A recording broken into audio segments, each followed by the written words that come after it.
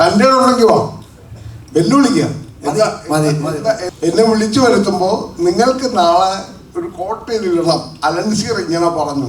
അതൊരു അച്ഛൻ വേദനിക്കും. അത് കാണുമ്പോൾ ആ വേദനയാണ് ഈ സിനിമയിൽ ഞാൻ അനുഭവിച്ചത്. റൊമാൻറ്റിക് സീൻ വല്ലതും എക്സ്പെക്ട് ചെയ്യാമോ? ചോദിച്ചു വാങ്ങിക്കാണല്ലേ, തരുമെങ്കിൽ തരും. ആരാണ് ചോദിച്ചത്? ആ വേഷത്താ ഞാൻ ചെയ്ത് കാണിച്ചു തരാം. തൻ്റെ ഉണ്ടെങ്കിൽ വാ വെല്ലുവിളിക്കുക. എന്താ റൊമാൻറ്റിക് വേഷത്തിന് പ്രശ്നം?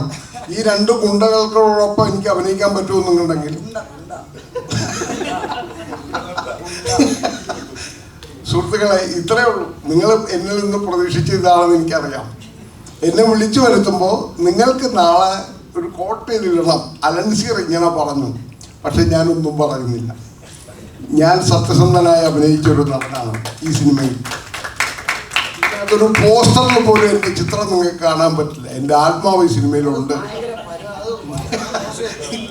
കണ്ട, എൻ്റെ ആത്മാവ് ഈ സിനിമയിലുണ്ട്. ഇവൻ പുത്രനാണെങ്കിൽ ഞാൻ പരിശുദ്ധാത്മാവാണ്.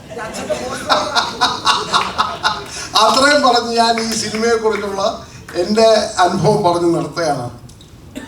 I am the spirit of this movie Pongala.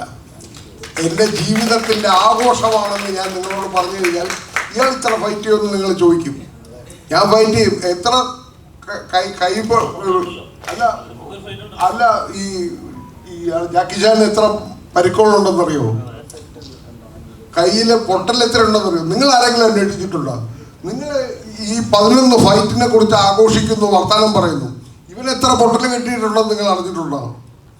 അപ്പുറത്തിരിക്കുന്ന മഹാനായ മദ്രാസിൽ സിനിമ തുടങ്ങിയ മനുഷ്യൻ ഇങ്ങനെ ഒന്ന് കൈചേർത്ത് പിടിച്ചു കഴിഞ്ഞാൽ ഇവൻ്റെ എത്ര എല്ല് പൊട്ടുമെന്ന് നിങ്ങൾക്ക് അറിയോ?